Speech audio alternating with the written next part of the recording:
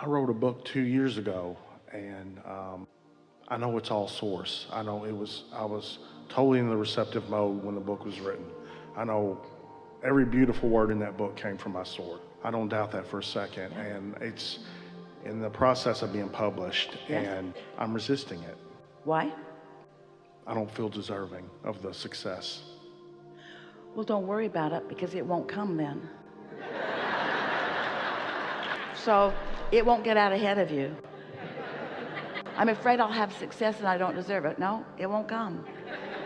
So in fact, I was successful at not being successful. It won't come. It will come as you feel it to be. But what you just said about it was a whole different vibration than what you followed up with, you see. So this is what we want to ask you. If you were tuned in, tapped in, turned on enough to receive the book, that's pretty deserving, or you wouldn't have received it. So you think Source just said, that's enough for him, let's turn this spigot off. We gave him the book, he's getting pretty greedy. Yep, no more for him. Completely illogical, isn't it? So all that's happened is that you're turning the spigot off with repetition of words that are so illogical. And given what we just said to you and your reception of it, for you to repeat that back to us at the end of our long and very good story tells us that that's just a habit that you've got going on, that our wonderful words, and they were so good, didn't do a lot to change the way you feel, but it was a good first step. You're gonna have to tell that story to yourself for a while before you don't revert back to the self-feeling that is hindering. Now, not to kick a puppy when it's down, but what possible thing could you be using for your justification of your lack of deservedness? Old tapes. It's a lot of people, because they want something that they haven't let in, then they let the fact that they haven't let it in keep them from letting it in. You feel how illogical that is? I cannot let this in because I've never let it in before. That's like Esther getting to the airport and just staying, even right now, in that construction place. Just sitting there and saying, about now there's a lot of people in that room in Chicago.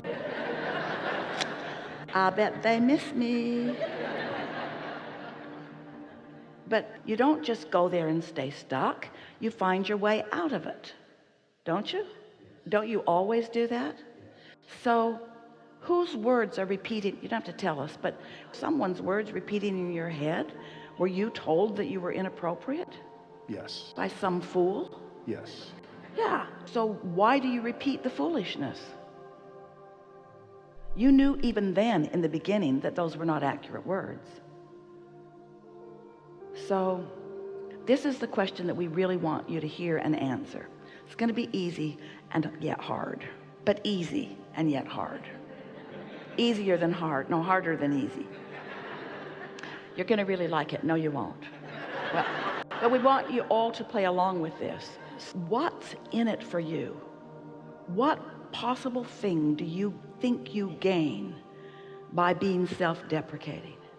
What's in it for you? Does someone else soothe you when you say, I'm not good? Do other people say, oh, yes, you are? No, I don't go through that ritual. No, we didn't think you do. So what's in it? There must be something. Anytime you're repeating a story, there must be some satisfaction in it. What sort of satisfaction could there be? What is it? Being in control of the outcome, even though it's not the outcome that I want, there's safety in the knowing what the outcome's going to be. Give us more about that. Fear of the unknown. Fear of what's around the corner. Fear of what's going to happen. Which is more not trusting yourself. Exactly. So now play that all out for us. So you choose the thought, I'm not deserving. I've decided to say I don't deserve good things because... Not worthy. That's always I've the decided to say I'm not worthy because... Is it possible it's just a thought you keep thinking? But what we want to ask is, why do you keep thinking that thought? What is it around you that makes that? In other words, if you hung around with us, you wouldn't say that very long, because we'd climb your tree every time you did it. Every time you did it, we'd make lists of things, but in this format, we can speak them into your ear. You may still not be able to hear them, but when you're receiving them from your inner being, they're so subtle you can't hear them if you're beating a really loud drum of unworthiness. So what we're asking you to just take a minute to try to find the irrationality in is, what's in it for you, for anybody? Why would anybody continue to express, I don't feel worthy, or I am not worthy? You know what we think it is? You know what it is? It's that you are judging your worthiness based on manifestations instead of what's in the pipeline. So it's like saying, because I've never done that, I can't do that. Because I haven't done it before, I cannot do it now. It's that the now reality has so much of your attention that it is occupying the majority of your vibration. We've been saying this for a long time. Most people offer most of their vibration in response to what they are observing. And yet, you know what's tricky about this? You also observed yourself getting in the receiving mode and receiving a book. You observed that. So why isn't that the one that's stuck instead of the other? Wouldn't it be as easy to say, I was tuned in, tapped in, turned on, or I couldn't have received that? And that same tuning in will guide me down the path of least resistance to everything else. Or you could say, I received this book for me, and when I feel like it, I might share it with others, but for now, I received this book for me. This was a message from my inner being to me. The next book might be for someone else. We always tell people who have written a book and they're trying to figure out how to get it published, you figured that out, or how to feel better about it. What do I do? Write another book.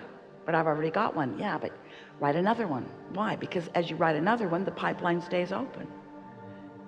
It just takes finding something that you can focus upon so that you're not focusing on that. Because we can tell you all day, every day, and we do, that your feeling of unworthiness is unwarranted. You're going to really like this. Have you ever had an experience where you have a very clear opinion about something, and somebody that you care about, a friend or a mate or a family member or a neighbor, has a very strong opinion that exactly opposes yours about the same subject? So you get together wanting to persuade your foolish counterpart why you're right. And the more you say, the more they dig in. And the more they dig in, the more you dig in. And the more you dig in, the more they dig in, until nobody moves. It's not very satisfying, is it? You get louder. You bring more links to more websites. And you each just hold stronger in your position. Well, what we want you to realize is that you do that with just you all the time. When you have a desire that you don't believe, it's the same sort of thing. And sometimes a new desire will cause a belief to dig in. So you got to just give that belief a little less attention, because it will dissipate altogether because of lack of attention. But what's required, because most people don't know, is my desire right or is my belief right? Don't you think that's what's going on? Don't know. Maybe I shouldn't want this desire. Maybe I'm not worthy of this desire, because this belief is sure embedded in me. It's been there for a long, long, long time. Maybe I'm foolish to let this belief go and let this desire happen. That's what happens within so many of you. But do you know how you know? Because your inner being is lined up with your desire.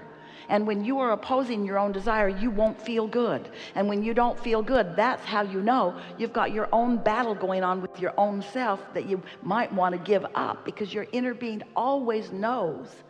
Your inner being is pure love, pure appreciation, always guiding you toward who you really are and what you really want.